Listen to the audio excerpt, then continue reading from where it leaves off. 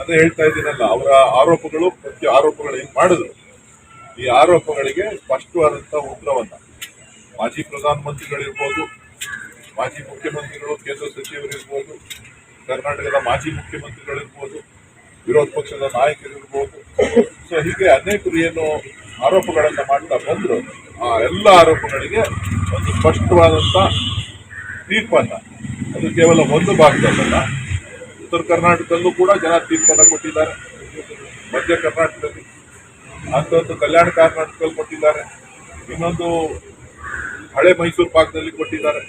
So ಹಾಗಾಗಿ ಸ್ಪಷ್ಟವಾದಂತಹ ಒಂದು ಚಿತ್ರಣವನ್ನ, ರಾಜ್ಯದ ಜನರ ಚಿತ್ರಣವನ್ನ, ಅಭಿಪ್ರಾಯವನ್ನ ತಿಳಿಸಿರೋದ್ರಿಂದ ಬಹುಶಃ ಇನ್ನಾದ್ರೂ ಅವರ ಏನು ಕಾಂಗ್ರೆಸ್ ಮೇಲೆ, ನಮ್ಮ ಪಕ್ಷದ ಮೇಲೆ, ನಮ್ಮ ಪಕ್ಷದ ನಾಯಕರುಗಳ ಮೇಲೆ, ಮತ್ತೆ ಮುಖ್ಯಮಂತ್ರಿಗಳ ಮೇಲೆ ಇಲ್ಲಸಲ್ಲದ ಪ್ರತಿದಿನ ಆರೋಪಗಳನ್ನ ಮಾಡ್ತಾರೆ, ಅದನ್ನ ಬಿಟ್ಟು ಕರ್ನಾಟಕದ ಅಭಿವೃದ್ಧಿಗೆ ಸಹಕಾರ ಕೊಡ್ತಾರೆ ಅಂತೇಳಿ ನಾನು ಭಾವಿಸ್ತೇನೆ. ಸರ್, ಚನ್ನಪಟ್ಟಣದಲ್ಲಿ ಅದೇ ಅಂತರವನ್ನ ಕಾಯ್ದುಕೊಳ್ತಾರೆ ಅಂತ ವಿಶ್ವಾಸ ತೆಗೆದಿದ್ದೀನಿ. ಸರ್, ರಾಜ್ಯದಲ್ಲಿ ಕಾಂಗ್ರೆಸ್ ಸ್ಟ್ರಾಂಗ್ ಆಗಿದೆ, ಆದ್ರೆ ಎಲ್ಲೋ ಒಂದ್ ಕಡೆ ಮಹಾರಾಷ್ಟ್ರದಲ್ಲಿ ಹಿನಾಯಿಸಲು ಕಾಣ್ತಾ ಇದೆ ಅಂತ, ಯಾಕೆ ಅಂತ? ನಾನು ಕರ್ನಾಟಕದ ಚುನಾವಣೆ ಬಗ್ಗೆ ಮಾತ್ರ ಗಮನ ಹರಿಸಿದ್ದೆ. ಯಾಕಂದ್ರೆ ನೀವೆಲ್ಲರೂ ಅಷ್ಟು ಒತ್ತಡ ಇಟ್ಕೊಂಡಿದ್ರಿ. ನಾನು ರಾಷ್ಟ್ರದ ಚುನಾವಣೆ ಬಗ್ಗೆ ಗಮನ ಹರಿಸಿರ್ಲಿಲ್ಲ. ಸೊ ನಮ್ಮ ಪ್ರಚಾರಕ್ಕೆ ನಾವು ಮುಖ್ಯಮಂತ್ರಿಗಳು ಮತ್ತು ಉಪಮುಖ್ಯಮಂತ್ರಿಗಳು ಇನ್ನೂ ಕೂಡ ಹೋಗಿರೋದು. ಅವ್ರಿಗೆ ಒಂದ್ ಕಡೆ ವಿಶ್ವಾಸ ಇತ್ತು. ಅಂದ್ರೆ ಒಟ್ಟಾರೆ ಫಲಿತಾಂಶ ಏನಾಗಿದೆ ಅನ್ನೋದ್ರ ಬಗ್ಗೆ ನಮ್ಮ ಪಕ್ಷದ ವರಿಷ್ಠರು, ಎಐಸಿಸಿಯ ಮಂಡಳಿ ಅದು ತೀರ್ಮಾನ ಮಾಡಬಹುದು. ಬಹಳ ಪ್ರಮುಖವಾಗಿ ನಾನು ನಮ್ಮ ಮುಖಾಂತರ ರಾಜ್ಯದ ಚುನಾವಣೆ ನಡೆದಂತ ಎಲ್ಲ ಕ್ಷೇತ್ರಗಳಿಗೆ ಮತದಾರರಿಗೆ ನಾನು ಧನ್ಯವಾದಗಳನ್ನು, ಅಭಿನಂದನೆಗಳನ್ನು ಸಲ್ಲಿಸ್ತೇನೆ.